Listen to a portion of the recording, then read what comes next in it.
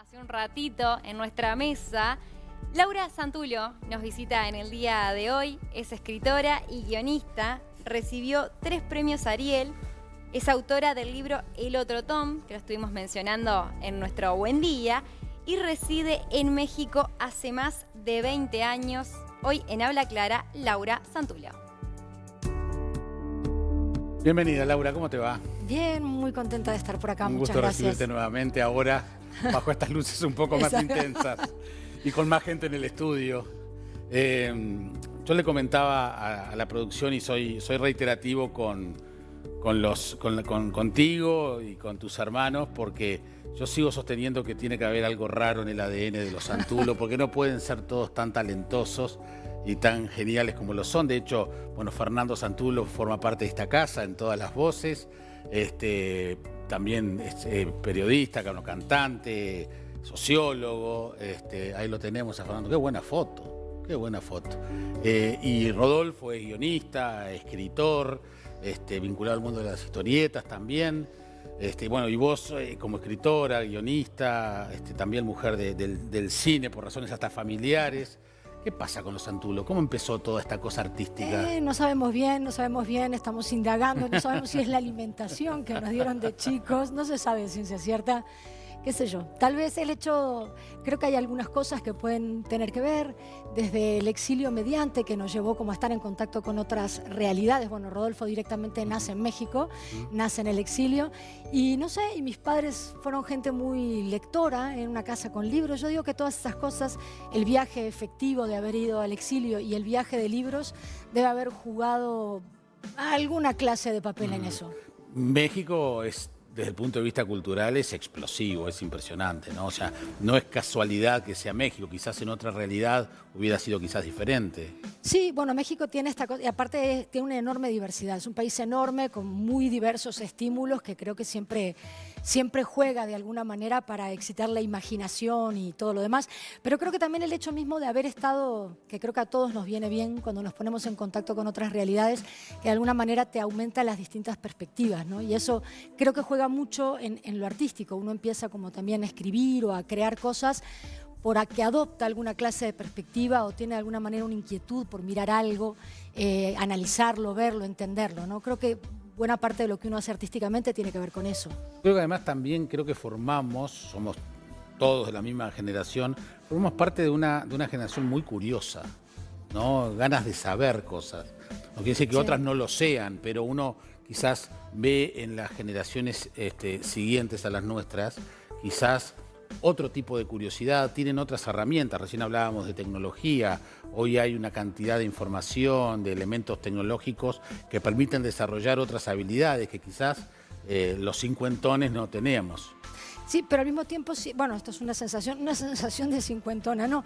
Creo que una de las grandes dificultades también ahora es hacer como una criba de la información.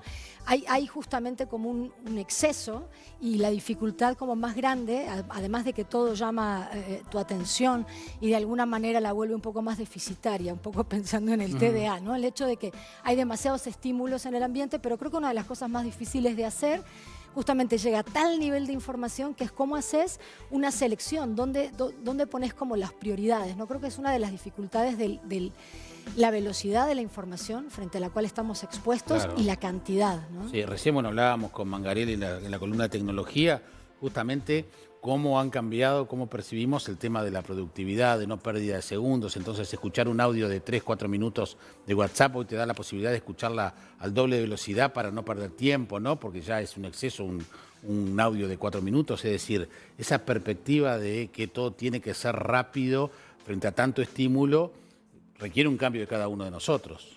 Totalmente. Bueno, y al mismo tiempo es eso. Creo que vivimos como esta cosa como de la aceleración y al mismo tiempo como una especie como de no sé, esta idea como del éxito y del rendimiento, ¿no? De la velocidad. Exacto. Y que en buena medida, mira, justo pensando como en el libro, en la película, creo que en buena medida tiene que ver con eso. Una sociedad de alguna manera que ha tomado la idea del rendimiento como el gran valor, ¿no? También lleva justamente a la idea de que los niños deban ir muy rápido, deban educarse muy rápido, deben aprender, y cualquier niño que se sale de alguna manera de ese esquema, de esa norma, pasa como a la idea de lo que está afuera, de lo anormal, y me parece como interesante pensarlo desde ahí. ¿Qué tanto los valores sociales están incidiendo, la manera en la que nos posicionamos como en el mundo, están incidiendo en ver anormalidad donde realmente lo que hay es un niño que divaga, un niño que juega, etcétera, ¿no? Bueno, justamente, y ahí ya nos metemos en el otro Tom, que primero fue la película y después fue el libro, ¿no? Ah, es raro. No, en realidad justamente fue un proceso un poco distinto que otros que hemos hecho en conjunto con Rodrigo Pla. Que tu marido y cineasta. Exacto, y director. Y en este caso, el guión cinematográfico y la novela se fue construyendo en paralelo. Ajá. De alguna manera, cada objeto iba tomando un poco del otro, pero eso hace también que la novela y la película tengan como ligeras diferencias. Bueno, no, importantes diferencias en algún sentido. La película aborda un momento específico en la vida de estos personajes y el libro aborda más. Es como que toma un poco más la biografía, el antes. Bien, de ese Tom, que es un niño que tiene el famoso tema del déficit de atención, hiperactividad. En su momento estuvo de moda la famosa Ritalina. Y yo recuerdo que cuando se estrenó la película en Festival de Cinemateca, creo que fue, sí, hace algunos años, y hablamos de esto en la radio un sábado, yo recuerdo que el título que le puse justamente a la nota contigo era el tema de quién es el que determina la normalidad.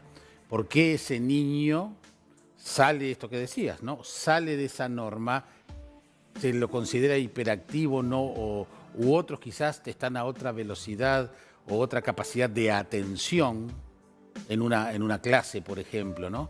Y es todo un tema. Y después cómo trata el sistema educativo y posteriormente el sistema de salud, que está muy presente acá también, a ese caso, ¿no? Totalmente. Nosotros de alguna manera cuando empezamos a construir la historia, yo siempre cuento esto, en general creo que uno aborda un tema básicamente por lo que a uno le pasa en tanto ser humano, antes que artista, digamos, y tiene mucho que ver con que somos padres y en mi imagen, ahora mis hijos ya son grandes, ya son adolescentes, pero cuando empezamos en este proyecto fue justamente eso, ver de qué manera los niños estaban como todo el tiempo bajo una óptica o bajo una mirada permanente que los está como juzgando y delimitando eso, ¿no? La frontera entre lo que está bien y lo que está mal. Y lo que está mal pasa a ser una frontera bastante estrecha. Y eso nos llamó como mucho la atención. La facilidad con la que se diagnostican problemas de salud mental. Y otra cosa que nos impresionó mucho es la velocidad con la que se medica. Digo, no me malentiendas, no es que yo crea que toda la medicación psiquiátrica está mal, quiero decir, en muchos casos es algo importante, que para la gente y es un antes y un después en la vida, pero tengo la impresión, a lo largo de toda la investigación que hicimos para la película, etcétera, de que a veces hay una velocidad de gatillo importante. Claro, pero además también la cadena de evaluación de esa salud mental de ese niño, porque también quien primero identifica un problema, entre comillas, es alguien que quizás no está especializado en ese tema, ¿no? Totalmente. Y a partir de allí empieza una sucesión de acontecimientos que lo hacen a ese niño, a ese Tom, peregrinar por muchos lugares, y ahí se involucran muchos temas, y creo que es parte de la gracia de todo esto, para que los televidentes lo tengan claro, que un tema que puede ser muy puntual, como una forma de conducta en una clase, puede terminar en todo un proceso con una medicación psiquiátrica mucho más compleja, problemas más graves. Totalmente. Y de hecho, justamente, más allá de que hayan casos específicos donde los niños deban ser medicados, creo que también una pregunta como valiosa es qué se hace como sociedad ante la diferencia. Vamos a presuponer que efectivamente, más allá de que el diagnóstico mismo es como controvertido y discutido, pero vamos a suponer que así lo fuera, que hay una serie de niños que tienen una característica cerebral, como le quiera llamar, una biología distinta. Pero la pregunta es, ¿qué se hace al respecto? ¿Se les medica para que se parezcan a los demás? ¿Se les medica para que se comporten? Porque distintas no es mejor ni peor. Exacto, es distinta. Y de hecho hemos avanzado un montón en términos de sostener la diferencia, de respetarla, pero justo la diferencia psíquica pareciera que hay como una frontera que no terminamos de pasar. Yo siento que más allá de que hay muchas veces un sufrimiento en los niños, un sufrimiento en los padres, también habría que ver o tratar de determinar dónde ¿De qué parte ese sentimiento de sufrimiento? Y muchas veces tiene que ver del propio rechazo social que Claro, hay exacto. ante esa diferencia. O sea, la propia diferencia lo hace marginal, Exacto. ese rechazo, y termina profundizando el problema. Y hay como un estigma también. Muchas Exacto. veces, o sea, la idea, y un poco en la película, y también en la novela, se maneja como la idea de estigma, que además es como un engranaje muy loco, que donde entran esos niños, a veces después no se sale, ya queda como señalado como niño, el nene está mal, está loco, tiene no sé qué, y eso de alguna manera va a determinar también el resto de tu existencia. Porque además también me da la sensación, y en esto las realidades son, me parece que similares, porque la película es una película mexicana, ¿no? Pero también, y el libro lo plantea, los padres y el entorno familiar tampoco está preparado a eso. Totalmente. Entonces, ¿cómo lo maneja? Y es interesante, estamos viendo imágenes de la película y tenemos madres e hijos justamente en ese vínculo, porque también muchas veces los padres sienten que cuando les dicen que los hijos padecen, son hiperactivos, etcétera, sienten como que les explota una bomba en la cara.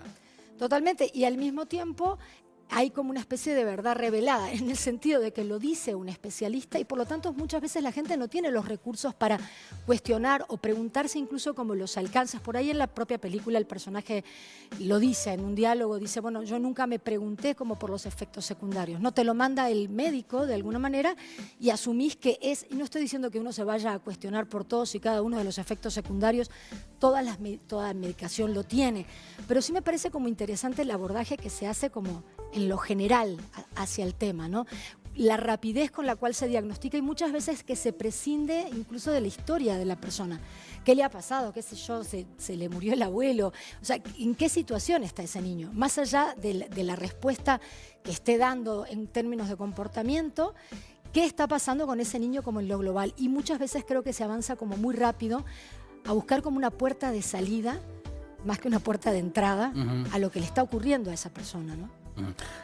¿En qué medida, y ahí apelo a lo que son tus otras películas, también junto con Rodrigo, recuerdo perfectamente la primera que fue La Zona, que hablaba de un barrio privado, una realidad que quizás en el 2007, cuando era aquella película, no estaba tan presente en el Uruguay, pero ese fenómeno creció mucho también en nuestro país.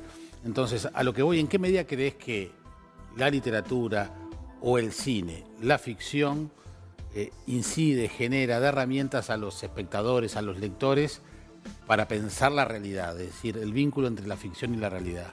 Bueno, capaz que, no sé, capaz que suena como un poco grandilocuente o podría serlo, decir, no creo que las ficciones transformen propiamente como la realidad, pero lo que sí tal vez incide es como en plantear algunas como preguntas, en abrir conversación, ¿no? Yo incluso con respecto a esto del trastorno por déficit de atención, a veces me preguntan, digo, no, bueno, nosotros no somos especialistas, somos cineastas, somos contadores de historias. Entonces, lo máximo a lo que podríamos aspirar, creo, es abrir una pregunta y abrir una conversación, no darlo por cerrado, ¿no? Yo siento que a veces nos olvidamos con frecuencia de que lo que pensamos que es salud mental también es respuesta a los prejuicios y al pensamiento de una época que se va modificando. Yo qué sé, por decir una cosa muy clara, en los 70s, en ese mismo manual en donde figura el trastorno por déficit de atención, figuraba como enfermedad la homosexualidad. Y eso después, la sociedad cambió, ya a nadie se le ocurre pensar que es una enfermedad y etapa superada.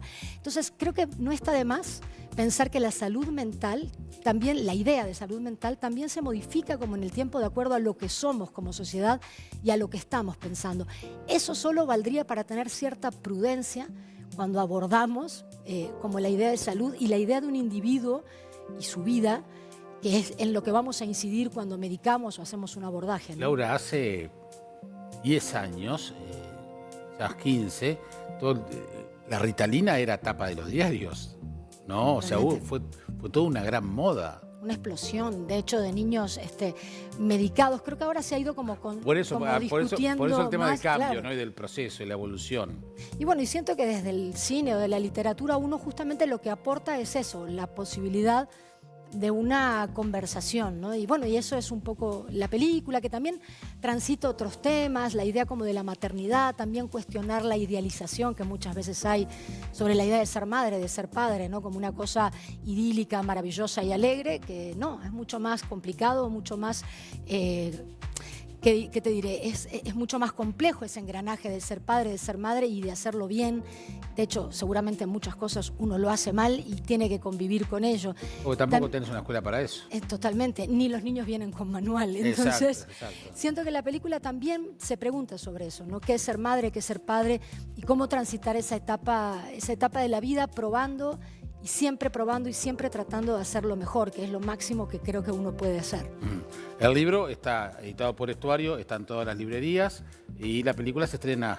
El 20 tenemos el preestreno y la presentación del libro, que es abierto en el Live 21, el día 20, que es miércoles, y después a partir del 28 la película ya queda en salas, digamos. Teniendo una literatura tan presente en la realidad, porque también tus guiones y tus libros tienen que ver con eso, obviamente que también el trabajo con Rodrigo desde el cine tiene que ver con elementos cotidianos de la vida, como esto que estamos hablando. Obviamente quizás la pandemia pueda ser parte futura de tus argumentos, de tus temas.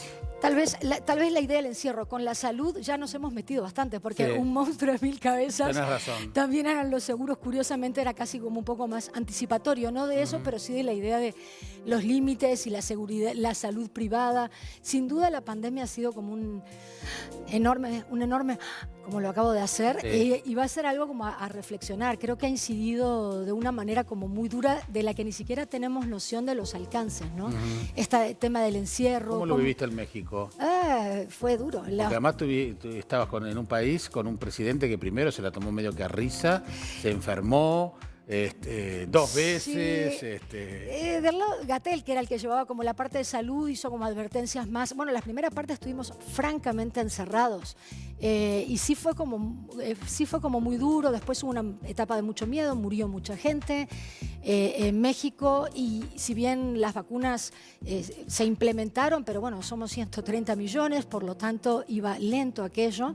Ahora siento que empezamos como a ver un poco más de luz, pero siento que hay como una cosa que incidió muy fuerte, justo volviendo a la idea de la salud mental en la sociedad, y que va a faltar mucho tiempo para que calculemos lo que de verdad pasó ahí. Lo veo como en mis hijos adolescentes, lo veo en gente que tiene hijos chiquititos, muy chiquititos, que hay hasta a veces retraso del lenguaje y un montón de cosas de socialización complicadas, porque claro, pasaron sus primeros 2 años de vida donde solo veían 5 personas y de golpe resulta que el mundo había mucha más gente, ¿no?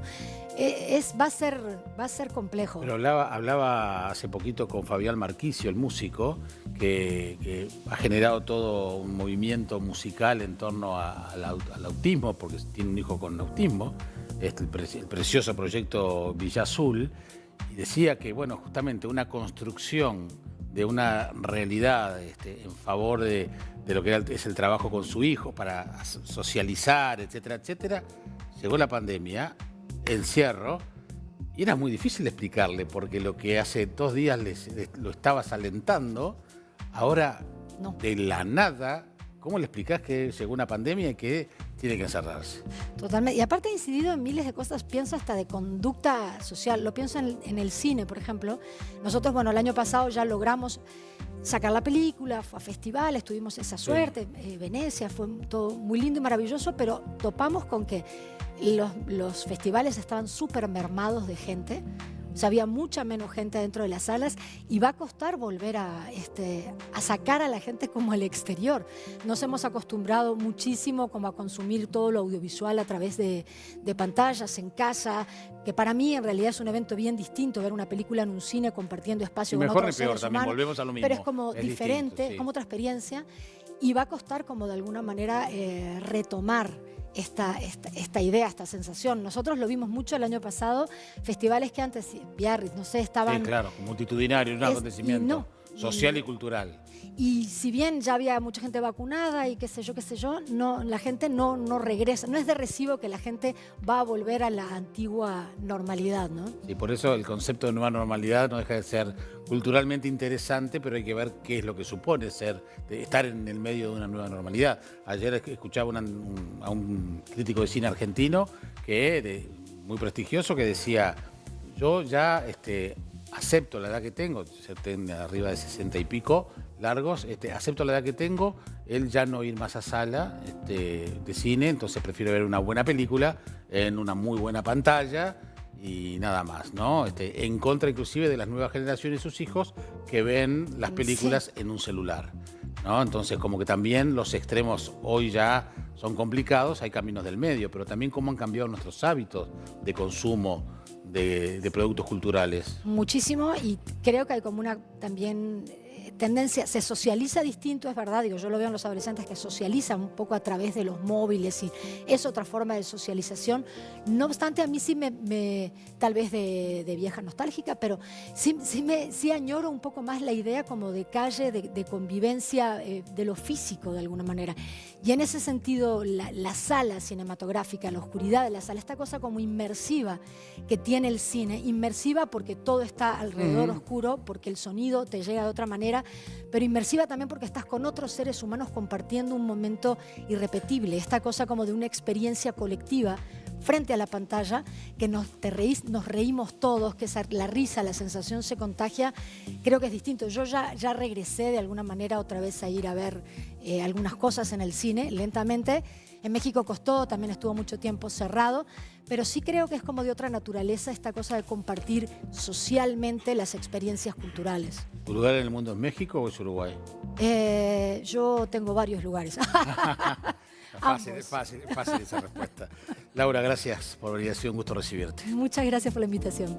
Seguimos adelante, buen día.